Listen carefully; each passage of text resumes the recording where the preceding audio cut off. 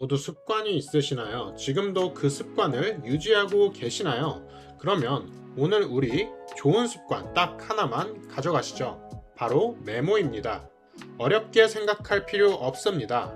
바로 오늘 소개드릴 메모 습관의 힘이란 책과 함께 좋은 습관을 만들어 보겠습니다. 자, 그럼 출발합니다. 일단 여러분들이 메모라는 단어를 생각하면 어떤 거가 생각나시나요? 저는 위에서도 말씀드렸지만 공부가 떠올랐습니다. 왜냐, 메모의 존재 이유는 오로지 공부를 위해서만 존재한다고 생각했기 때문이죠. 또 뭐가 있을까요? 대표적으로 글쓰기가 있죠. 메모는 어쨌든 무언가를 적는 행위이니 메모를 하려면 글씨를 잘 써야 된다. 그리고 메모를 하려면 손을 빨리 움직여야 한다. 메모를 잘 하려면 여러 가지 도구가 있어야 한다. 이러한 편견들이 있었습니다. 메모를 하는 다양한 방법 함께 보도록 하겠습니다. 먼저 인간이 할 수 있는 대표적인 활동을 생각해 보시죠. 말하기, 글쓰기, 읽기, 듣기. 그러면 우리는 이 네 가지를 먼저 활용해 보는 겁니다. 말하기를 통한 메모, 글쓰기를 통한 메모, 읽기를 통한 메모, 듣기를 통한 메모. 가장 쉬운 것부터 보도록 하죠. 듣기를 통한 메모는 말 그대로 들으면서 머리로 정리를 하면 됩니다.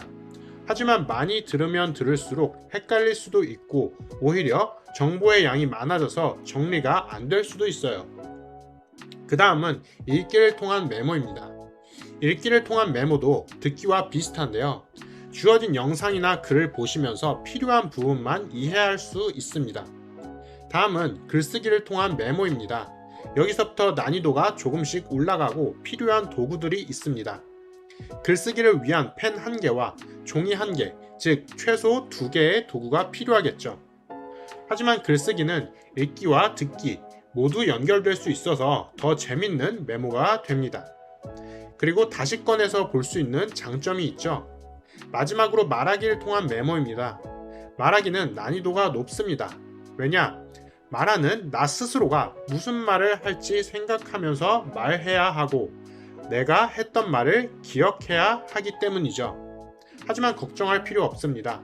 우리에게는 대본이 있죠. 미리 대본을 만들면 됩니다. 그리고 평소에 생각해둔 내용이 있으면 그것을 그대로 말해도 됩니다. 여기서 잠깐 쉬도록 하죠. 여러분들 위에 말씀드린 4가지 메모 방법 말고도 다른 방법이 많습니다. 함께 가시죠. 다시 한번 말씀드리면 메모는 더 이상 공부, 학습, 수능, 토익 등 이러한 점수만을 쌓기 위한 전유물이 아닙니다. 여러분들의 메모가 곧 인생이 됩니다.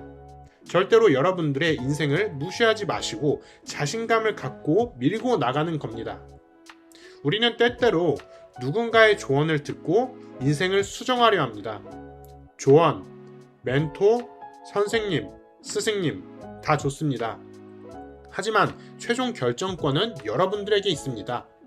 여러분들의 인생은 소중하고 재밌고 그리고 여러분들에게 있는 것입니다. 자신감을 갖고 계속 보도록 하겠습니다. 책에서는 이렇게 말하고 있습니다. 책 표지에서도 볼 수 있듯이 메모의 달인이라고 나와 있죠. 하지만 중요한 것은 여러분들은 메모를 쉽게 생각하시면 됩니다.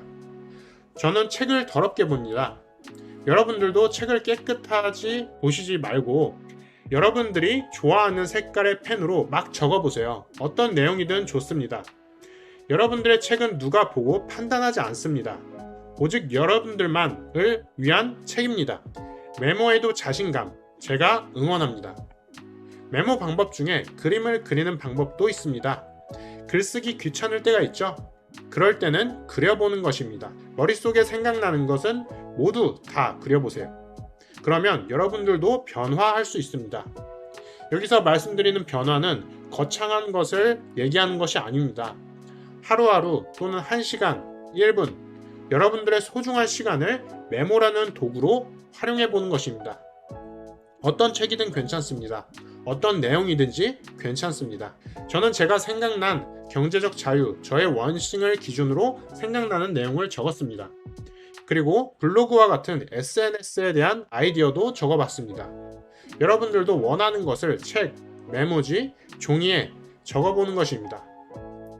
책에 메모를 하는 것은 사고력을 개발하는 데 좋습니다. 그리고 우리의 기억을 지속하는 데 강조되고 있습니다. 흔히 말하는 창의성이라는 것이 있죠. 창의성은 어떻게 기를 수 있을까요? 본질적으로 창의성은 무엇이라고 생각하시나요? 사전에서는 창의성에 대해서 문제에 대한 결과를 얘기하고 있습니다. 요즘 사회에서 중요하다고 하는 문제 해결과 연결이 돼 있는 것이죠. 그러면 여기서 우리는 창의성을 기르기 위한 방법으로 메모를 한번 활용해 보는 것입니다. 여러분들에게 어떤 문제가 있는지, 어떤 문제가 풀리지 않는지, 회사에서 어떤 고민을 갖고 있는지, 집에서 가족 간에 어떤 문제가 있는지, 그 무엇이 되었든 메모를 활용해 보는 것입니다. 저에게 있어서 책은 또 다른 메모장입니다. 여러분들, 메모장 별도로 사실 필요 없습니다.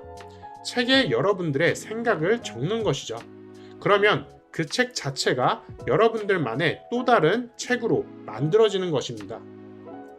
요즘 전자책 출판에 대한 인기가 굉장히 많죠. 누구나 전자책을 쓸 수 있는 환경이 만들어졌습니다. 전자책 쉽게 쓰는 법? 저는 그 출발에 메모가 있다고 생각합니다. 전자책을 쓰기 위한 글 재료는 어디서 모으지? 여러분들의 책에 작성된 메모부터 시작되는 것입니다. 어렵다고 생각하는 문제는 무조건 쉽게 생각해 보세요. 그리고 메모해 보세요. 할 수 있습니다. 메모는 한순간으로 끝나지 않습니다. 여러분들의 메모는 곧 인생입니다. 오늘 작성한 메모가 하루 후에, 10일 후에, 3개월 후에, 그리고 10년 후에 다시 보시는 겁니다. 그러면서 여러분들의 인생의 소중함, 성장의 모든 것을 보는 것입니다. 지금 하고 계신 것들이 전부가 아닙니다. 메모를 통해 여러분들의 경험은 더욱 빛날 수 있습니다. 마지막으로 저의 메모를 보여드리겠습니다. 보시는 것처럼 저도 글, 그림, 메모지를 다양하게 활용하고 있습니다. 저는 형식을 지키는 메모보다 제 생각을 통해 형식을 만들고 있습니다.